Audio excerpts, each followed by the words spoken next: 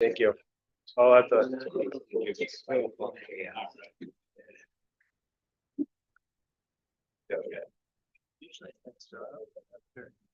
Yeah. But I don't want to. All it's over there like,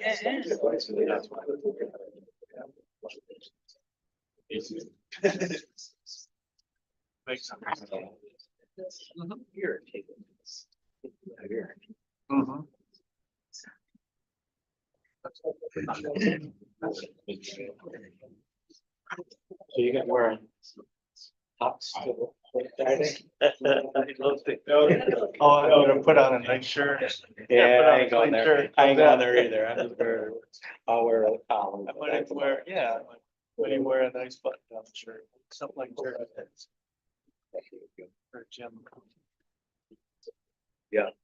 Steve. You're talking about shirt, it's a nice shirt. No compliment. I'm a full size cat.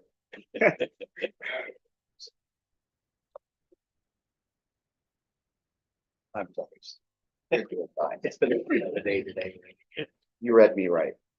I'm just jealous of your fashion. We're not. Yes, we are. Oh, yeah. That's okay. Yes, we have.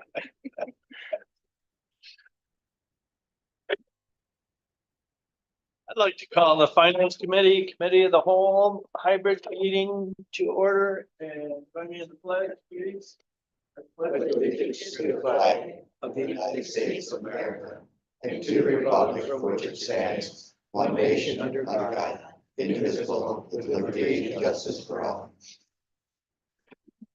And Madam Clerk, roll call. Commissioner Weber, Here. Commissioner Campbell, Commissioner Jazinski. Here. Commissioner Engler, Here. Commissioner Marino. Here. Commissioner Swaney, Here. Commissioner Hope. Here. All present, Mr. Vice Chairman, except for Commissioner Campbell. Thank you, Madam Clerk. Up next will be approval of the agenda. We'll start the meeting with general public comments on agenda items only.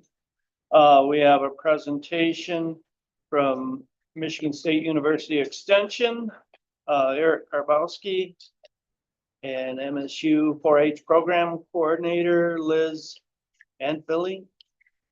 Did I get that right? Yeah. All right. We don't have any appointments to boards or commissions. We have 5 business items under the Finance Committee of the Whole. And then we don't have any intergovernmental affairs, no administrator controller issues, no unfinished business, no new business. We'll have general public comment again, open to anything you'd like to talk about. And then announcements and then adjournment. So with that, is there a motion to approve the agenda? So moved, Jazinski. Support, Marino. Been moved and supported. All those in favor say yes. Yes. Yes. Anyone opposed, say no. Very good. We have an agenda. And up next is general public comments. Anyone for general public comments? Seeing no one for general public comment, we'll go right into our presentation. Karbowski and Liz Anthony. All right, well, good morning, everybody. Thanks for allowing us to be here today. Just wanted to, I'm going to share a brief update and then brought the star of the show, Liz, to kind of share a couple of things. She's been with us for about 5 months now and really kind of hit the ground running. We know there's a couple of little pauses with 4-H program as we're kind of going through the budget pieces, but Liz is really taking the reins and doing an awesome job. But before I pass it over to her, just wanted to share this at a glance pamphlet, because not everybody, especially with some of the new commissioners, may be familiar, maybe not be familiar with some of the different departments that we have. And so we have 4 different institutes within our organization. The Agriculture Agribusiness Institute, which a lot of people are familiar with that. We have Monica Jean now. Paul Gross was also in that space. That was the institute that he worked for. We have the Children's Youth Institute, which Liz works for. We have our Community Food and Environment Institute in D6, serving Isabella County. We have Tegan LaFear And she is one of the representatives that works with like the housing individuals that are potentially losing their housing, first-time home buyers. And so they're actually going to be pushing a lot of information about upcoming programs with that. And then the Health and Nutrition Institute, which is where I served in the behavioral health educator for the Farm Stress Program. We also have Kara Lynch and Misty Oval in our Isabella County office that are at that institute. So with that, I'm going to pass it over to Liz to share a couple updates about the 4-H program, where we're at, where we're going, and then happy to field any questions. So Liz. Thank you all for having me today. My name is Liz Anfelink. I am the 4-H coordinator for Isabella County. I started October 2024. I am excited to be in this position as a former Isabella County 4-H'er myself and a longtime volunteer.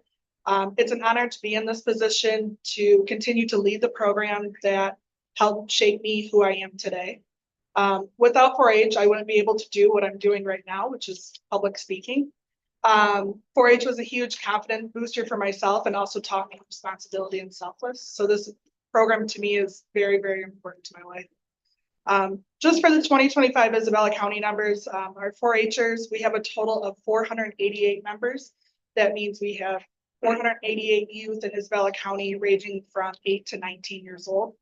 We have 62 Clover Buds, which is ages 5 to 7-year-olds. We have 32 clubs total.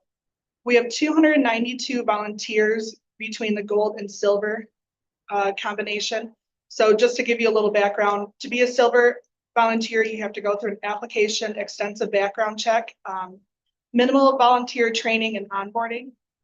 They can't handle any finances within 4-H, and they can't be alone with the youth without a gold volunteer present.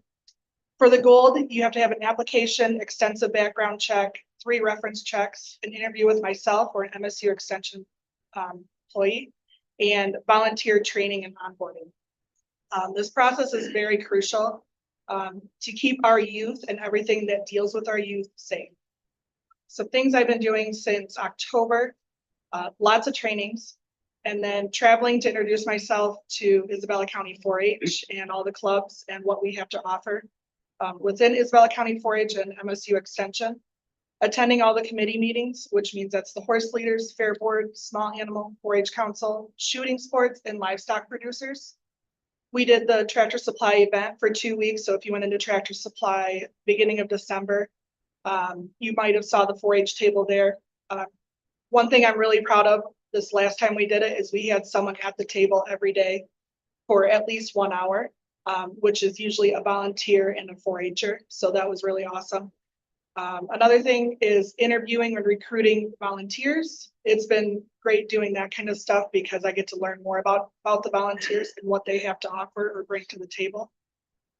I also assisted, if you see when you enter the county building at 510 West Pickard, there is calendars, 4-H calendars on the table there when you walk in the door that I helped design that and get sponsors afterwards. I wrote thank yous to all the sponsors for their dedication to 4-H. Right now I'm working with the Discovery Museum to bring back the Master Gardener program, which I'm really excited about. Discovery Museum has a large backdoor area that we plan to use as the Master Gardener program. I've also been on the mock interview committee here in Isabella County that took place at MID in February. We had 318 kids come to MID, ranging from Isabella, Gladwin, and Clare County. And then I also was on a panel for the Coleman High School mock interview. In the future, beginning next week, we start our embryology program. So I'll be in 7 classrooms teaching 9 classes about embryology of chickens. And then my goal for the embryology program for next school year is to be in every single school in Isabella County. And then also in July, we have obviously fair, but we also are bringing back our Clover Bud camp and 4-H camp. Lots going on. That's happening in about 5 months, right? We're very, very fortunate. We're happy to field any questions too, but having Liz that already had the existing relationships in Isabella County, the connection to the 4-H program, she's really done a great job and reconnecting, re-engaging with those groups. And it's exciting thing to see because it's been a little time in the making. So any questions for myself or Liz or I? Yeah, this is a little bit off. Got to make them a little bit nice though, all right? I'll be nice. 5 months into this. Come on. I'm always kind of nice. Just a little bit of information, the Fair Board Mhm. meetings, I've been to a couple of them. Mhm. Are they still the Tuesday? Yes. And are they still at the fairgrounds or? Yep, it's in the fair office. You'll enter in between the horse arena and, like the livestock, that gate, it's always open. Yeah, I've been to a couple of them and it's on the same night as the Union Township, but, Yeah, I was surprised that my first one I went down there, they have county commissioner on the agenda, so I was wondering. I tried to be a representative there, Yeah. but I know it's not one of our scheduled. Yeah. Committees that were on there, but I was kind of curious if we're always on the agenda, even though the first time I showed up, they didn't know who I was, so. Yeah. They knew who I was, but they didn't call on me to make, yeah. so, Yeah. okay, I just wanted to do that, so Mhm. we'll try to. I know they try to would get- love to see a commissioner just once. They still have it on the list. So They're on I've the been there agenda. twice, and it's like, Yeah. I said, it falls on one of my other townships, and sometimes I'll try to hit both of them, and Mhm. that sometimes doesn't work, so. Yeah, So maybe we'll at least try to get a yeah. If it couple of works, them at it a time, works. If it especially when doesn't, it it gets close doesn't. to fair time, so. Yeah. Okay. Is the 4-H information available at the city or Union Township halls? Not that I know of, but I think that'd be a great addition for sure. You're saying hard copy, because we do a 4-H newsletter too that Liz creates and sends out. That was the other piece I wanted to ask if you're not receiving that and you'd like to receive that. I also, along with my report to our partners, email to go out monthly too. So that talks about those updates. So are you asking like a hard copy? Like a hard copy, so like at city, there's, as soon as you walk in the door, there's the flyers of the recreation that's going on for kids. Might be a good spot. Yeah. Okay. That's a good idea. Just a comment, but to be in every school in Isabella County, that's ambitious, but That's great. that's fantastic.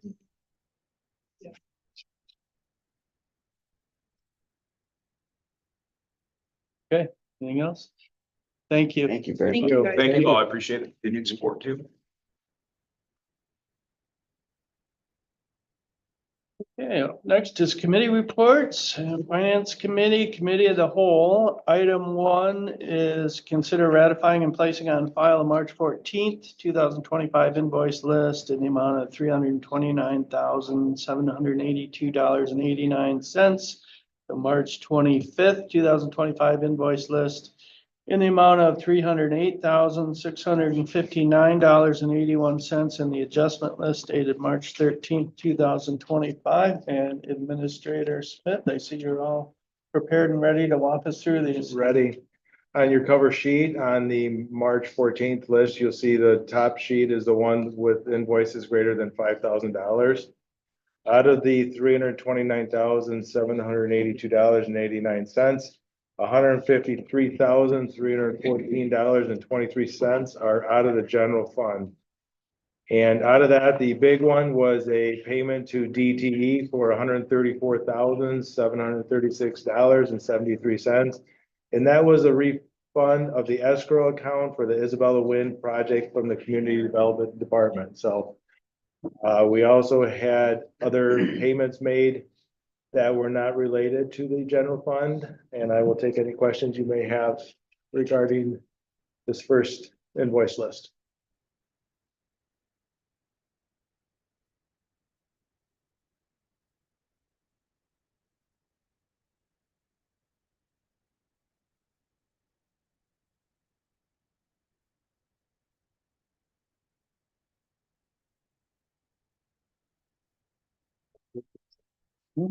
Okay, I go to the second list now. This is the approval of the March 21st, 2025 invoice list. The total amount is $308,659.81. Out of that is $121,781.49 out of the general fund. There were 2 invoice payments for January and February to University of Michigan Health. That is our medical examiner services. There was a third quarter payment to Michigan State University for the work payment plan for MSU extension of $42,944.75. And then Preston Community Services for our equalization contract was also paid out at that time. And then there were some smaller engineering and consulting services paid out by the drains as well. And then you'll also see at the very bottom, McBride Quality Care for $43,000 for day treatment monthly contract for April, and that's from the trial court.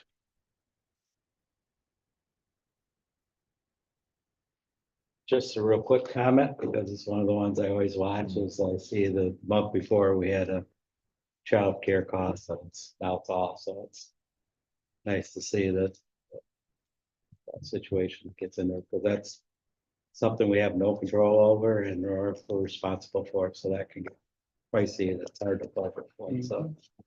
I don't know, Pardon? $43,000 a month just for a contract. Just for the For contract, services. but yeah, last month, well, two months ago, this was, what, 95, I think a month before that it was double digits, I can't remember the amount, but it was pretty expensive, so it's nice. to see. Yeah, that's the month where it was in the low 30s, I think. Yeah, it Just was- over 3. Yeah, so, you know, we're on the hook for that regardless. Mhm.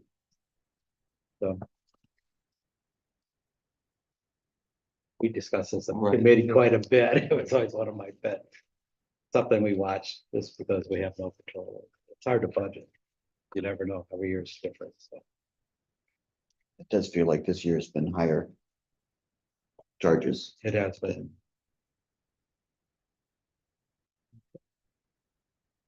Next. Yep. Next, we have the approval of the adjustments list. These are all the payments that are paid in advance to get a early discount or to avoid late fees. There are 2 on here where there was entries made to correct an error. So that'd be the top 2. One was Acrisure instead of, it was a $3 mistake on that one, and then a misprint on the next one was a $1,000 one, that those were corrected to pay the invoice correctly. So those show up on this sheet for everybody to see. The rest of them are like invoices for final settlement. A lot of them for the treasurer, various amounts to all the different taxing entities to pay off their delinquent tax, if I correct? Yes.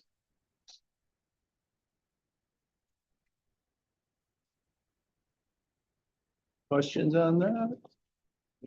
If not, we'll move those items forward to next week's agenda. And item number 2 is consider approving the 4th Amendment to the Medical Examiner Services Agreement dated March 17th, 2025 between Edward W. Sparrow Hospital Association and Isabella County, and authorize the board chairperson to sign the same. And we have subcontracted our county medical examiner service since 2018, possibly before that, but with Sparrow since 2018.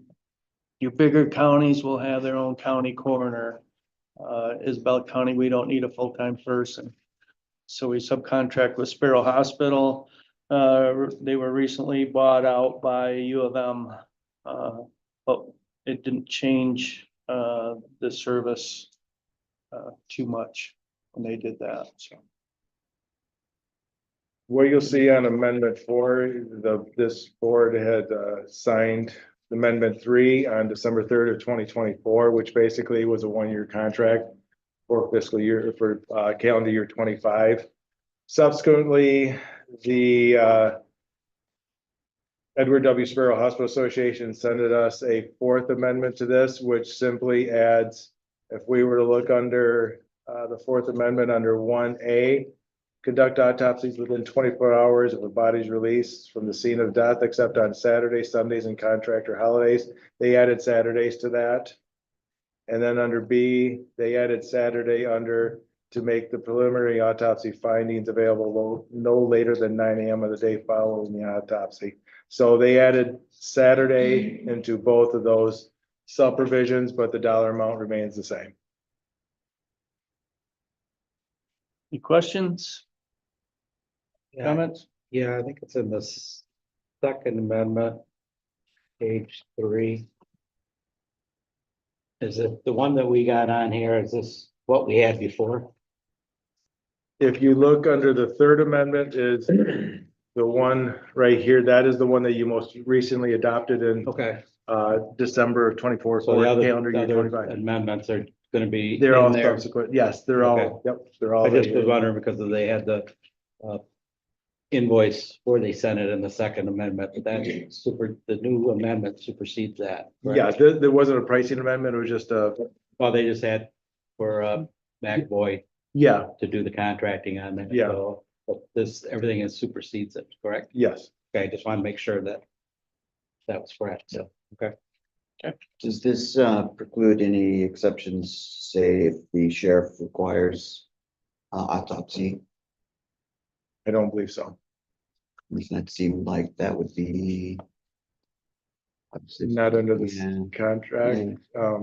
And I- so Maybe that's outside. I think that's outside of this service. And one thing that I would propose is that when we get into the fall, that it seems like there's been a series of 1-year contracts. Mm-hmm. And I wonder if it might make sense to try going for a 3-year contract and hopefully we can possibly get more bidders and possibly a lower price on it. So just put it out there and just kind of, I think it's something we should be thinking about probably more late summer, early fall. I think that's a good idea. Have we had anyone from Sparrow come and give presentation? I'm trying to, feels like they have. We come. have, yeah. I they've mean, come they've, and- they've come and talked about the drug deaths and Yep. things like that, yeah. We Definitely schedule that again if we can, before we would, Sometime this summer.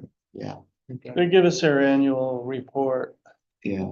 I'll try to Whenever that coordinate it comes with, out. yeah, I'll try to coordinate with your annual. I feel like report. last year, they just emailed us the report. Just emailed it. Okay. Okay, Mhm. we'll make note of that, sir. Good. Any other questions, comments? All right, we'll move that forward to next week's meeting. And item 3 is consider repealing the general administrative management and operations number 225 insurance committee policy. For the purpose of the people online and here, I'll just read off this background. The insurance committee policy was adopted by the Isabella County Board of Commissioners on October 4th of 2022 for the purpose of providing strategies related to group insurance benefits offered to eligible Isabella County employees. Additional goals were to ensure that all employees are provided a venue and opportunity for input regarding insurance-based benefits offered to them and establish a consistent and unbiased process to analyze insurance-based benefits and provide well-founded options regarding insurance renewals. Because of the current formation, this committee is under the County Board of Commissioners, has the potential to be subject to the Open Meetings Act. It is recommended by the County Administrator Controller, approved by the Insurance Committee at its February 10th, 2025 meeting to repeal the Insurance Committee policy. It is the intent of the Administrator Controller to keep the premise of the committee, its overall goals, policies, and membership, and remake it into an insurance advisory team. I think one thing this group has provided invaluable input on when it comes to renewals, but it also gets the employees engaged in the process. They understand what goes into it. But thirdly, and this is where I kind of more runs into this, is that you have individuals that come in and have insurance questions. They'll have like different, maybe not specifics and stuff. So having it to where it's more of a discussion based and stuff, so people can get everything answered. I think this has been really invaluable to have, but I think I don't want to run afoul with any Open Meetings Act violations by having this board being assigned by the County Board of Commissioners. So that's why I'm recommending repealing the policy, but this function would still exist. I personally, I think that makes sense, and I think it follows the original intent of the committee is to be a space where people can speak freely and speak their mind without worrying about being careful about what they say.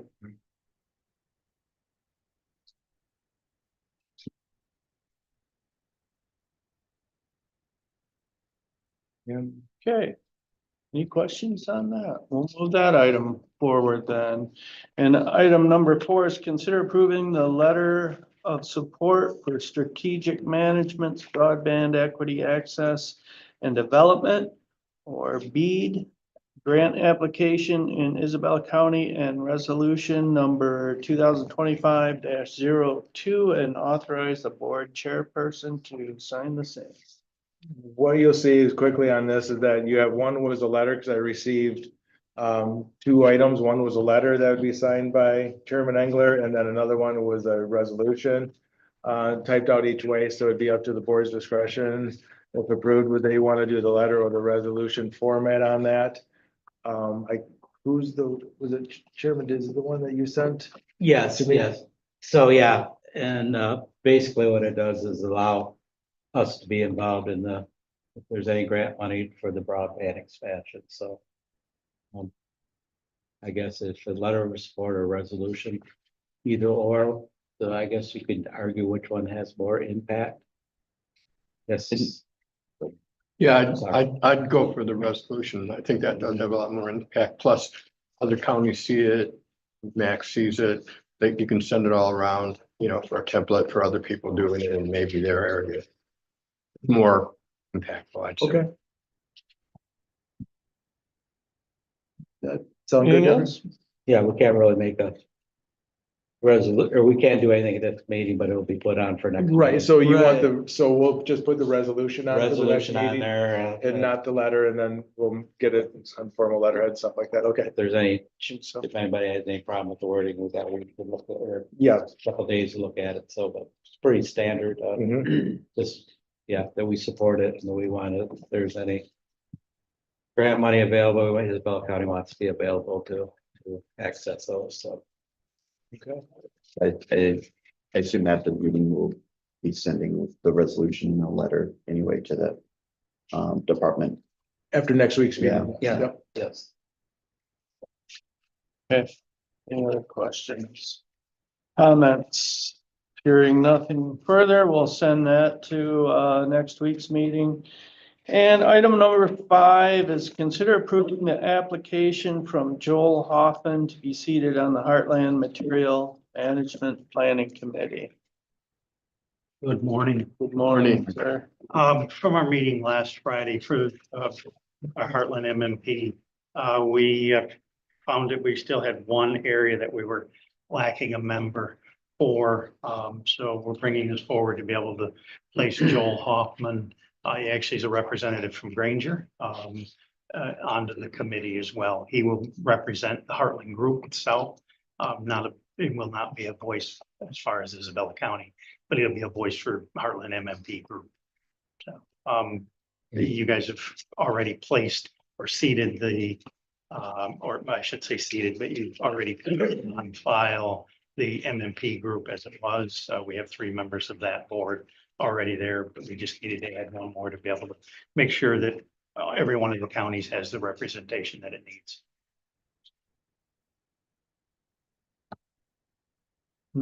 Your church. Oh, I thought you had your hand up. I did, but I did.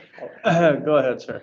So each of the counties will need to approve this appointment to. Each of the counties will That are part of approve their appointments for their county. Okay, so each one of the 7 other counties will approve their board members, but then that has to be passed on to myself as the regional DPA for this group. So, and then you guys will see every one of them committee members as it stands as we move forward.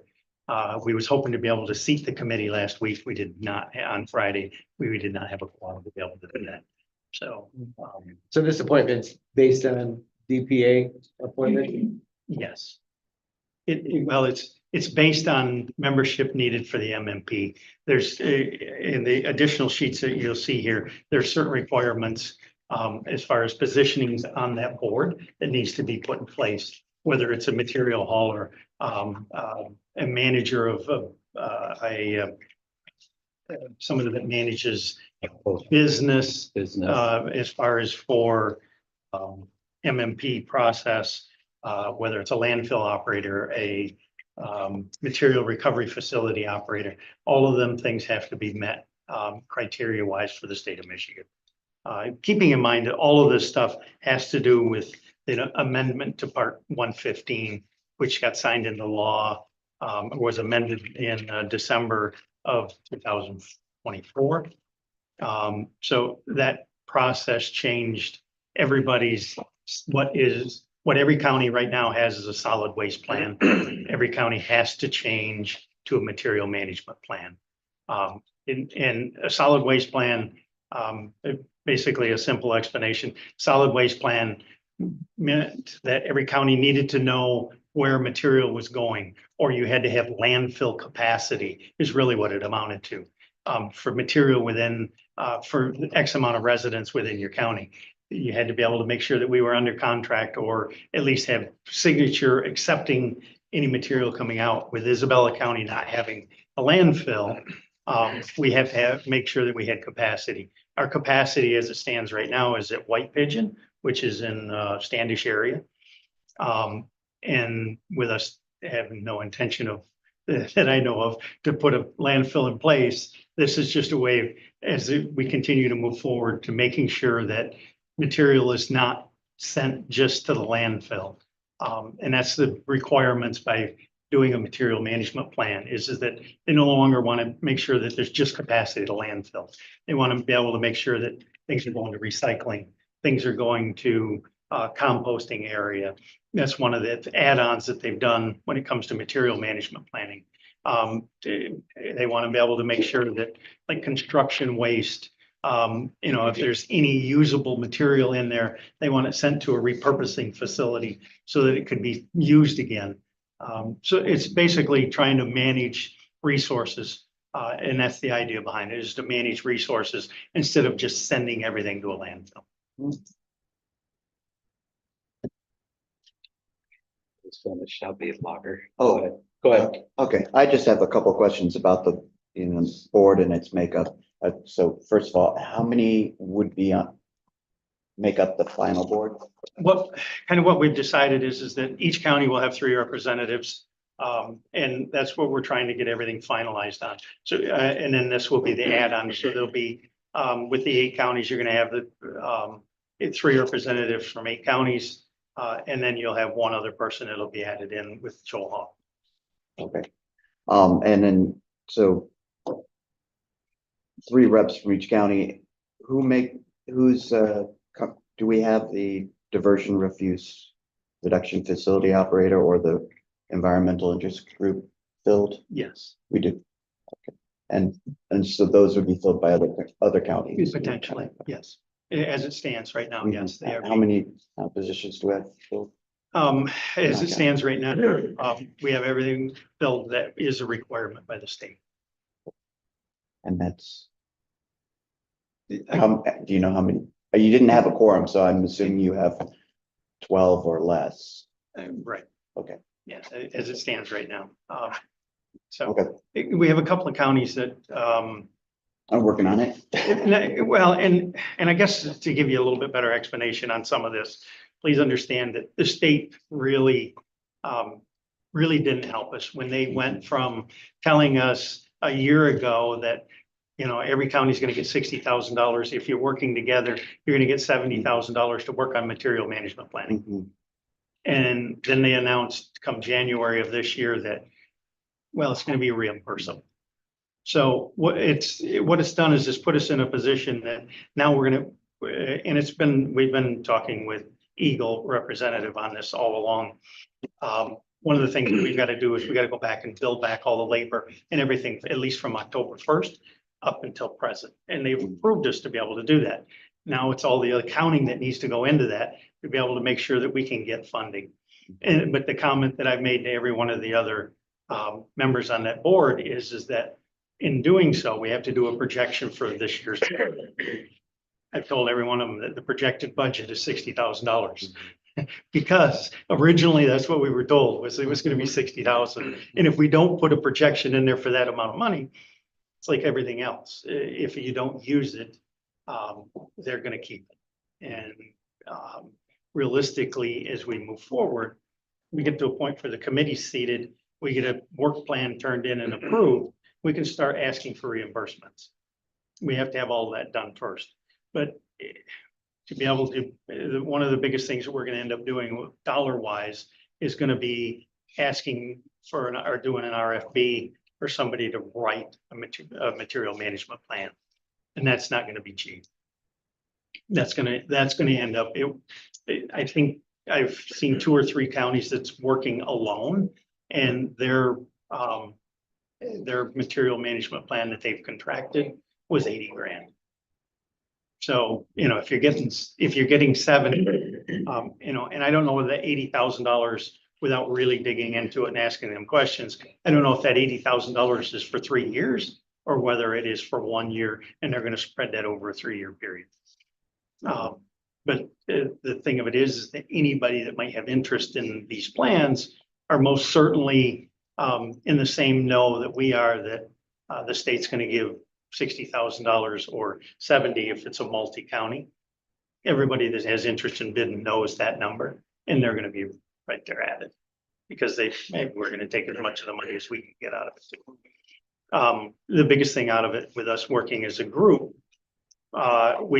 so many of the counties are, there's so much likeness all the way across the board that it should be fairly simple to convert, because they're gonna have to look at each individual county. So they should be able to say, well, okay, Gladwin County and Clare County are so similar that we may need to do a tweak in language, but other than that, everything should be the same. So it'll be fairly simple for somebody to write a plan that can make comparisons. Thank you.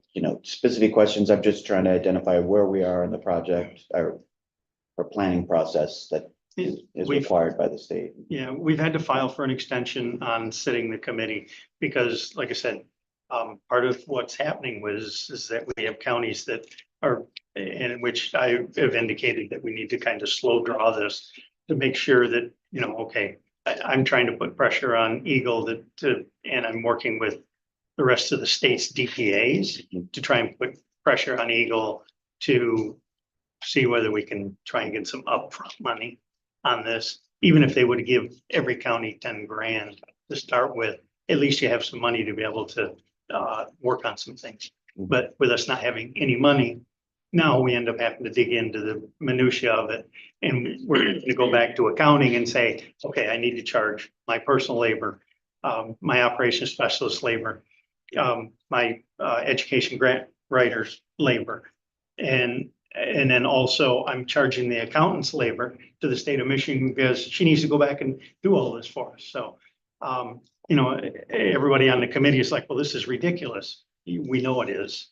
But the only way we're going to get any funding is that we have to go back and charge back on even the minutia stuff. It's ridiculous.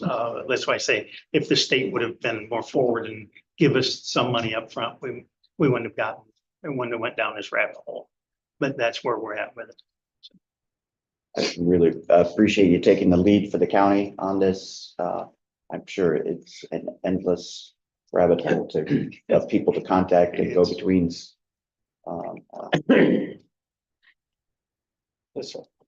Yeah, and we've had this discussion, and I made my displeasure known with the Eagle that we're spending so much money on accounting and red tape. It takes money away from the actual project and actual mission. So, well, it's not the first time that the rules have changed in the middle of the stream Right. with us, so we're doing that.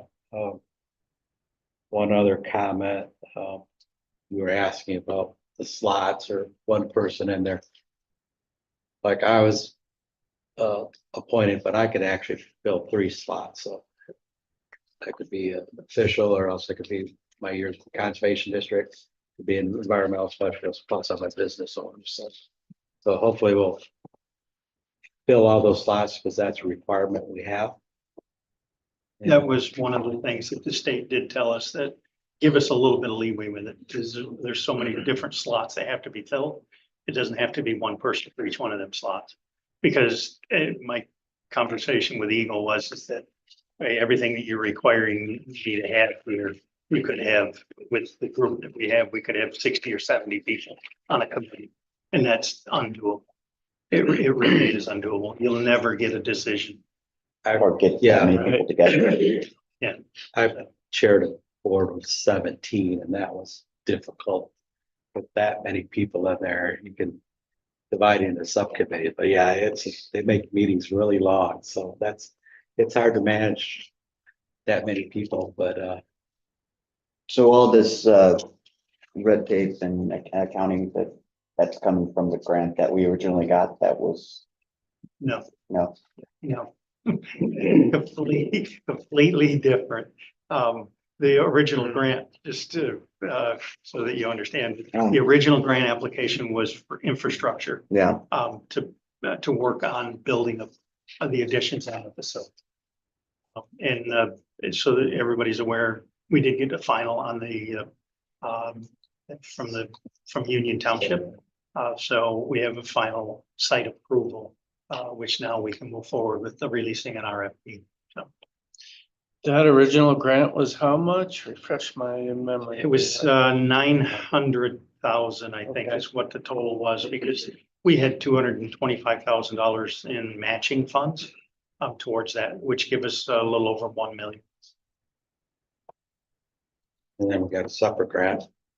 Yes, and then there's $1.9 million, $1.4 million, 1.4. For It's somewhere in that area, but that is a pass through which we are contractual with the tribe.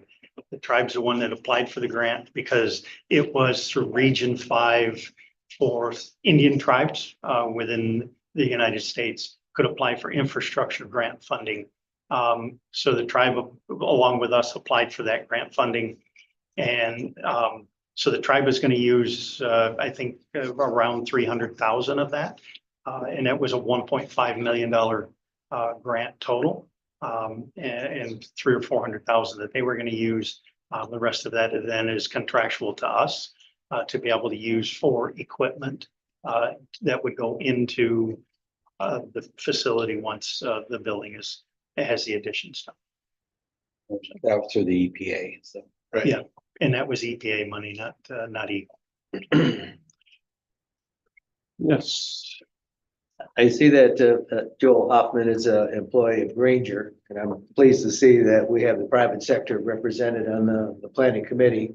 But I know I have Granger personally at home, and it's a good service. But I know Waste Management is a big provider in the county too. So how did the decision get made for Granger, and was it open to others or? It's actually pretty,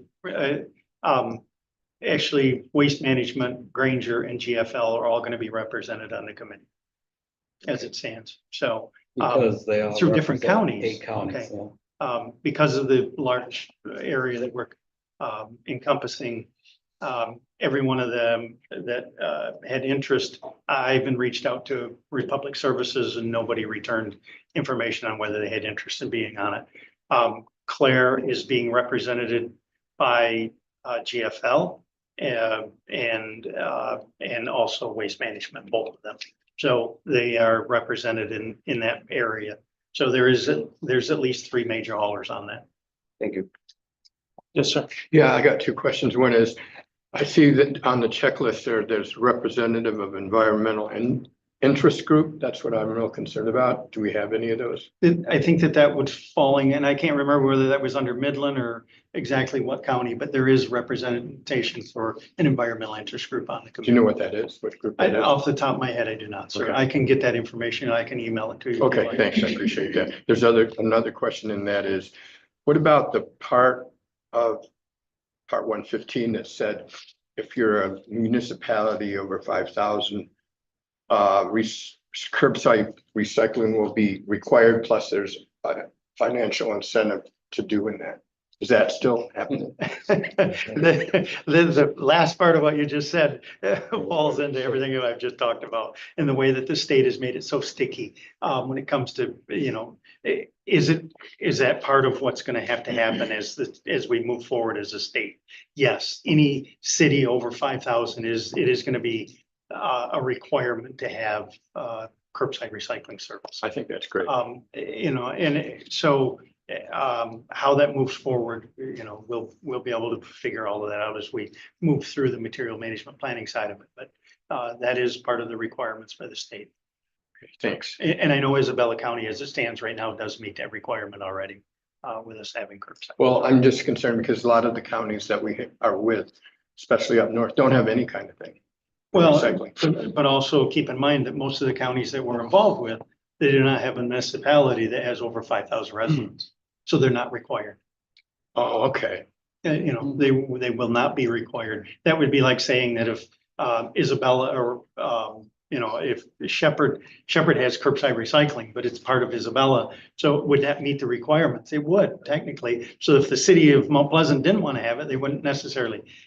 So there's a lot of stuff there that the state's trying to work through all of it. But really what it comes down to is that if there is a municipality that has over 5,000 residents, I don't believe, I think Ithaca would be very close. I don't know whether Alma would meet that same criteria as well. So, and some of them places already have curbside, but it doesn't necessarily mean that they would be forced to have it.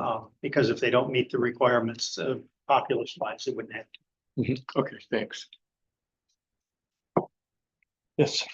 Yeah, so it's rare that you see a group such as Heartland, all of a common interest in there.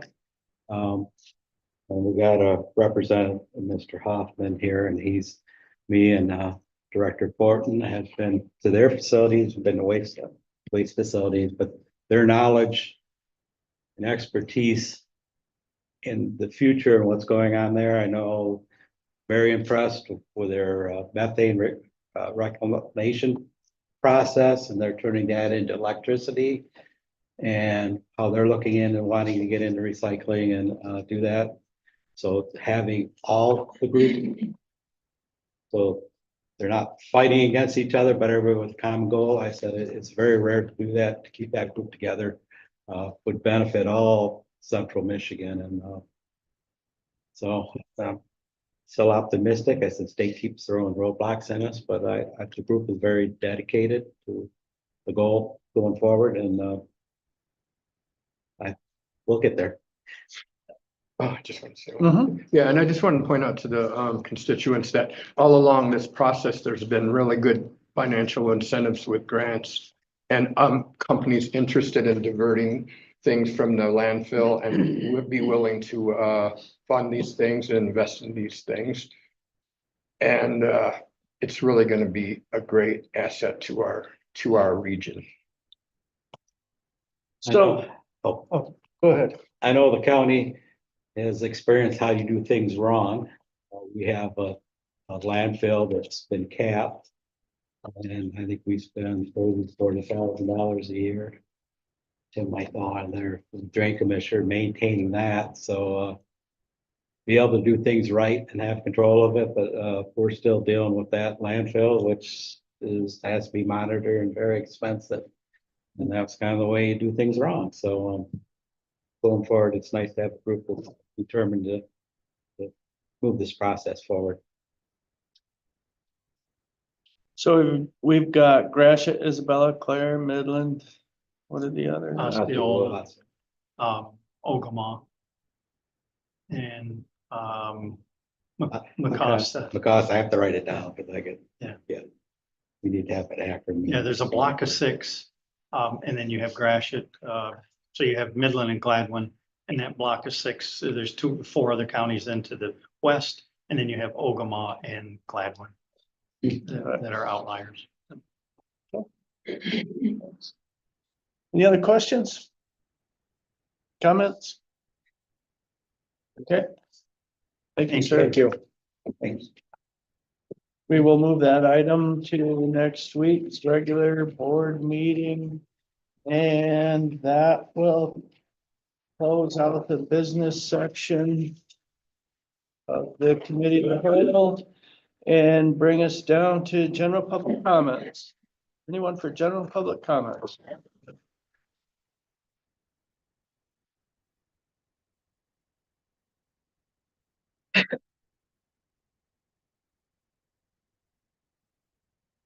Morning, Commissioners. I'll be quick. You guys mentioned the McBride Quality Care, which we have been talking about that for a year or more. Roughly $43,000 a month for a treatment contract that I don't know if we know what it is. And we'd asked the previous administrator and they didn't know when it had last been competed. So my request to you guys is, could we please release the contract information about this McBride Quality Care payment? The $43,000 a month times 12 is roughly 2% of our entire budget. And it looks like it's a contract, kind of a subscription. So I'd like to understand what the contract is, if it's been competed. And then I also like to understand what we're getting from it. I know there's obligations that we have, but is it, are they treating 10 people a month? Are they treating 1,000 people a month? Something like that. Just request you guys release that. Thanks. Thank you.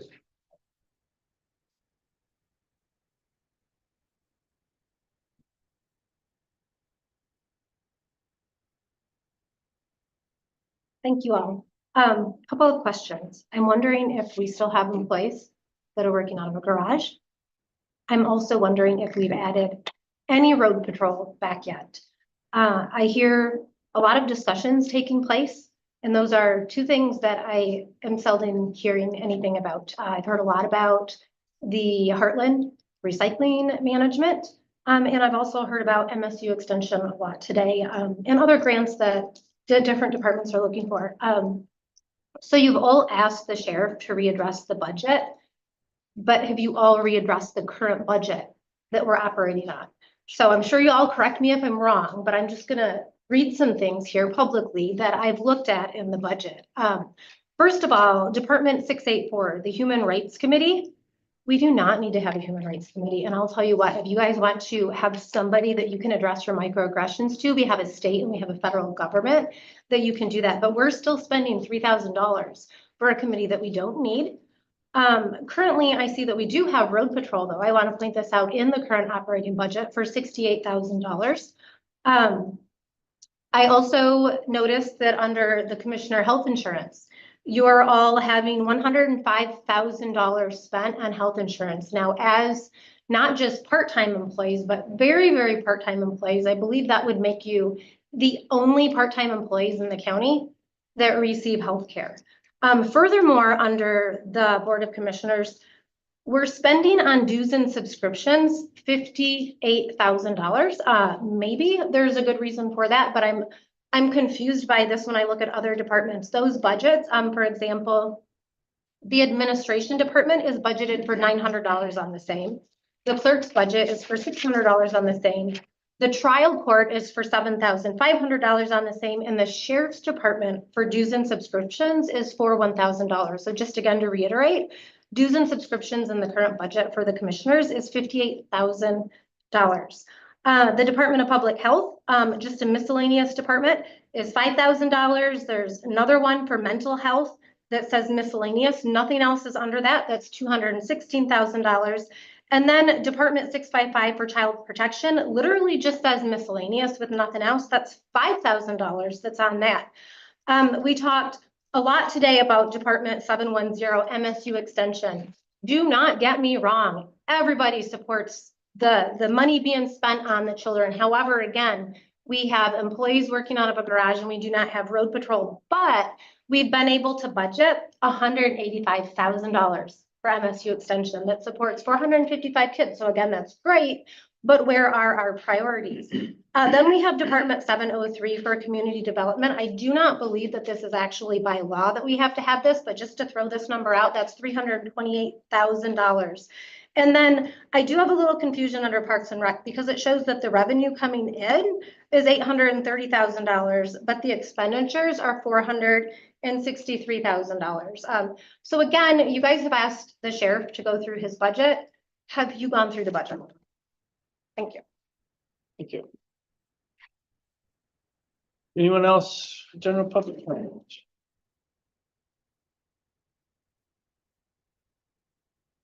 I'd like to know how much taxpayers goes to the fairgrounds.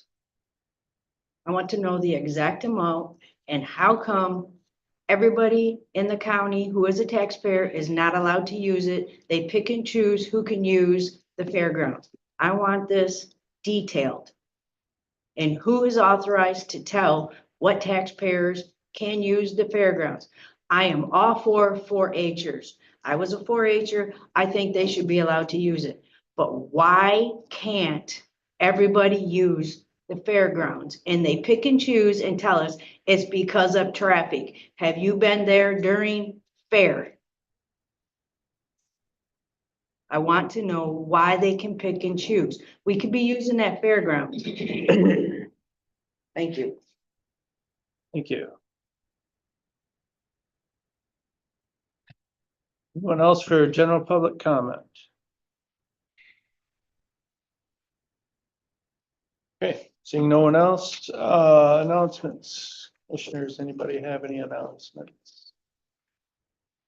Yes, sir. I had a really great productive meeting with the Health and Human Services meeting in MAC headquarters yesterday. We got a really, really great presentation from a lady from California who used to live in Michigan, and she's given us lots of information about how local counties can pass end of life regulations about the things that are accumulating in their counties. In other words, like she mentioned, marine flares, right? They're very dangerous. They've led to fires in all kinds of recycling places and all that stuff. And Michigan has a lot of boating people with the flares and all that. And she also noted that there is an alternative to using the old-fashioned flares, and that's electronic one. And she pointed out lots of counties and states that have begun to copy what they do in Europe. And what that is when a company manufactures products, they can't just dump them in your area. They have to provide in the beginning, maybe it could be something like the bottle bill model. You have a fee on the thing that you buy, and that fee is used to recycle the product. But it was very exciting because the whole impetus of having counties make these kind of laws is that a lot of times, because of lobbying, because of people being bought in government, the state and federal doesn't want to deal with these things. But the point is here we are in this county, here people are in their counties, and they see the results of more plastics, more PFAS, more all kinds of stuff like that. And nobody's doing anything about it. But local government is in the position and has the ability to stop this stuff from killing us and from accumulating in landfills and from contributing to climate change. So I'm the chair of that committee, and it's all over Michigan, and commissioner from Ingham County said that was the best presentation that she's ever seen. So I will share those things with you, and I will also share the legislative update from Jimmy Johnson, the governmental affairs specialist, as to the things going on in Lansing. It's a sound file, so I will email that out to all the commissioners. Thank you. Appreciate it. Any other announcements? Yes, sir. Yes, I keep getting this question, and to tell you the truth, I don't know yet, because when the tree pickup is for your trees, and that's depends. I haven't talked to Crystal as far as, because the ground has to be thawed before they can pull the trees, so that's always the last minute deal. So she'll put it on Facebook when the trees, and plus she'll send out a card telling you when the tree pickup, but it's really depends on Mother Nature is when that date comes in there. So I like to put these dates. It's a service to the county that costs them nothing. Is hazardous waste and electronic pickup be held at the fairgrounds from 8 to noon. I like to repeat these dates for the hazardous waste and electronic pickup. We used to have them separately, but now we do it as one. you'll pull in the fairgrounds. And there'll be two different lines you get in, so we try to do that. But the date's June 14th and September 13th. And then also later we'll have a tire pickup. There are some restrictions as far as you can't bring 100 tires, but on the size of the tires, you can't bring a big tractor tire and other things in there. So there are some restrictions, but just regular car tires, you can find out again on Facebook or the Isabella Conservation District requirements, but those dates are May 10th and October 4th. So that usually goes until the trucks are filled up. Once the trucks are filled up, then we can't take any more. Yeah, that's what we could, only things we can afford on those trucks. And on the That's it. tire one, what was the time?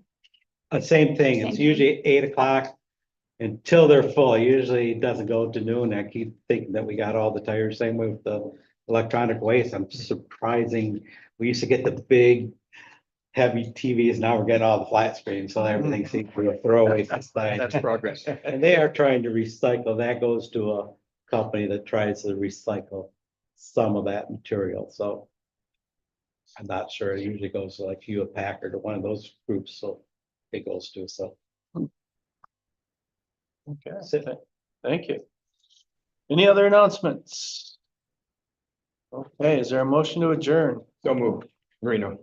Second. All those in favor, say yes. Yeah. We're adjourned at 10:59.